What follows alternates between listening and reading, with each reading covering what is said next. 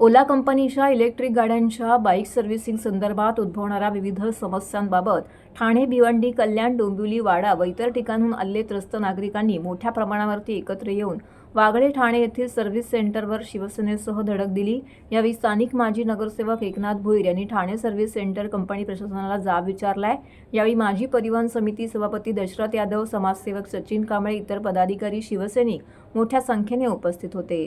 संबंधित ओला कंपनी विरोधात नगरसेवक एकनाथ भोईर आणि पदाधिकारी यांनी त्रस्त नागरिकांनी एकत्र येऊन वागळे इस्टेट पोलीस ठाण्यामध्ये जाऊन तक्रार केलेली आहे। यावेळी एकनाथ भोईर व त्रस्त नागरिकांनी प्रसारमाध्यमांसमोर आपली बाजू मांडली आहे। अनेक नागरिकांच्या तक्रारी माझ्याकडे प्राप्त झाल्या होत्या आणि ओला कंपनी याचा सर्व्हिसिंग सेंटर या ठिकाणी आहे। ओला कंपनी गाड्या देताना अनेक ॲडव्हर्टाइज करते, रोज हजारो गाड्यांची विक्री करते, परंतु सर्व्हिसिंग सेंटरला त्यांना सर्व्हिसिंग दिली जात नाही।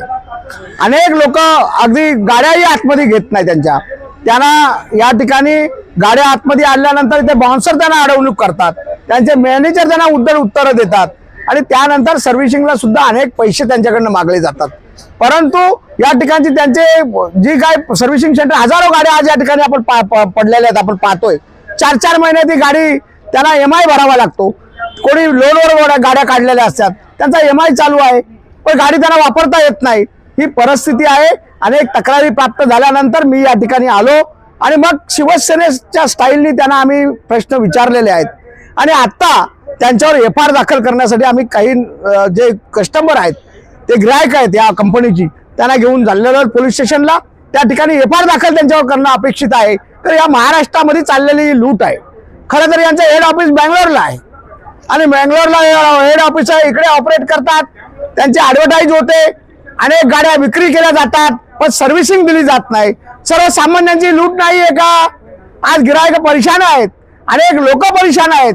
हे चाचा मुंबईवरून आलेले आहेत, हे माझ्याकडे आले, सांगितलं साहेब असं आहे, माझी गाडीही घेत नाही। परवाच्या दिवशी मी गाडी बनवून घेऊन गेलो शनिवारी आणि परत ती बंद पडली। मी गाडी द्यायला आलो, टुईन कडून गाडी मी आणली, टोचन कडून गाडी आणली, परंतु या ठिकाणी गाडी माझी घेतली जात नाही।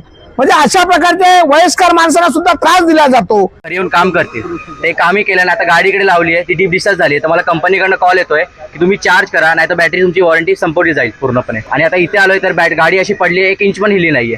जवळजवळ 2 महिने झाले गाडी लावलेली आहे, त्यावर उलटे पार्ट्स फेकलेले आहेत दुसऱ्या गाड्यांचे आणि गाडीची खूप वाईट अवस्था करून ठेवलेली आहे। माझा मला या ठिकाणी जरूर न्याय मिळतोय, कारण कि आमचे ज्याही त्रास आहेत ते दादा ऐकून घेतात आणि त्याच्यावर काही ना काही निवारण देत आहेत कंपनीकडे घेऊन। मैं इधर आके पूछ के गया तो बोलता है कि नहीं हमने ना नहीं बोला है, अभी किसके जाने का। तो मैं खुद के खर्चे पे यहाँ पे लेके आया हूँ। अब भी मैंने 1500 दिया, आपको चाहिए तो रिसीप्ट भी दिखा सकता हूँ कि पैसा दे के मैं लेके आया और अभी ये लोग बोल रहे हैं कि अभी ऐसा नहीं हो सकता। प्लस मैंने भी लिया है, उसमें RS से फ्री रहते हैं, लेकिन RS वाले बोल रहे हैं कि थाने में हम लोग को अलाउ नहीं कर रहे। तो मैं मेरे पैसे तो ये टेम्पो में गाड़ी लेके आया हुआ, 2 महीने से गाड़ी बंद पड़ी है, मैं डोंबिवली से आया हूँ। वर मारले ते लगेच मला ते असाच बोलतात, ते पुढच्या वेळी येणार, पुढच्या 15 दिवसात येणार।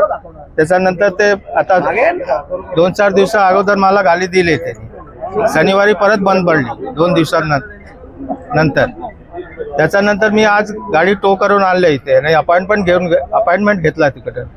हे म्हणतं आमचा इथे अपॉइंटमेंट काय घ्यायच नाही, आम्ही गेट बंद केला आहे, कंपनीला सांगितलं आहे तुम्ही 20-25 दिवस नंतर घेऊन राहा आणि हे गाडी परत घेऊन जावा। तर ऑगस्ट पासून गाडी इथे आहे, रजिस्टर आहे, बघा ते सगळे कम्प्युटरमध्ये एड आहे, मी किती पैसे भरलो, कसा भरलो, काय तरी ते कधी डिलिव्हरी दिली, ते सगळे एंट्री आहे कम्प्युटरमध्ये। माझी मागणी अशी आहे, बघा मी आता आजारी माणूस आहे आणि माझ्यासारख्या माणसाला मुंबईवरून इथून यायला सकाळपासून संध्याकाळी होते।